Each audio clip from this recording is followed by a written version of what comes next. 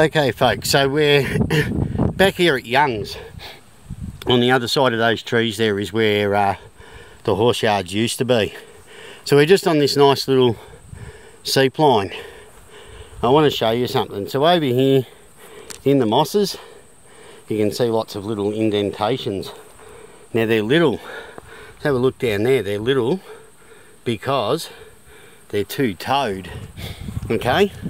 So, as I said, you know, there are the odd Brum hoof print around, and considering this is the area where the Brums historically were brought up to and then staged out onto the high plains, you would expect lots and lots and lots of Brumbie damage here.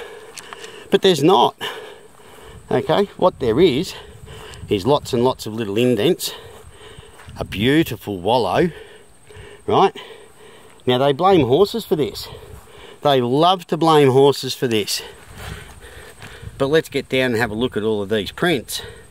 They're all two-toed. They're all far smaller than a horse's, and that's because this wallow here is the reason that the deer shooters are currently out here looking to knock some deer. Now I just had a lovely chat with them down there at Young's hut where they're camped up. There's 4 of them. They've assured me they're not after the Brums, they're not contracted to shoot the Brums, they won't be shooting the Brums, they're in here for deer. And between the 4 of them, in a couple of days, they've already bagged 56 deer. So, sorry Mr. Driscoll, and Mr. Cox, and Mr. Swain, and Mr. Trezise, and your National Parks Associations and Invasive Species Council, and all you others that are saying it's the Brumbies. The evidence is here. It can't get much starker than this. We are in the heart of Brumbie country. We are in their historical home. Young's Tops, Young's Hut, Young's Yards, Bogong High Plains, on Wednesday, the 27th of April 2022. Okay, it's an area historically horses were brought to, staged from, pushed up onto the high plains, mustered back to, cut out to be on-sold to the military, and the like, and the rest of them were left to free graze up here.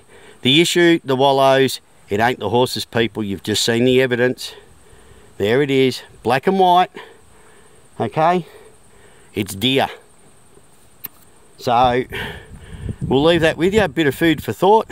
Call them out on it, call them out on their hypocrisy, because if horses aren't damaging their historical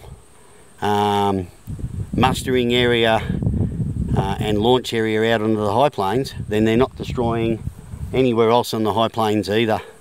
So let's put the blame firmly where it lies. This isn't to annoy deer hunters, this isn't to annoy anyone. It's to show proof, facts and evidence that it is the deer that do the wallowing and the deer that cause the damage.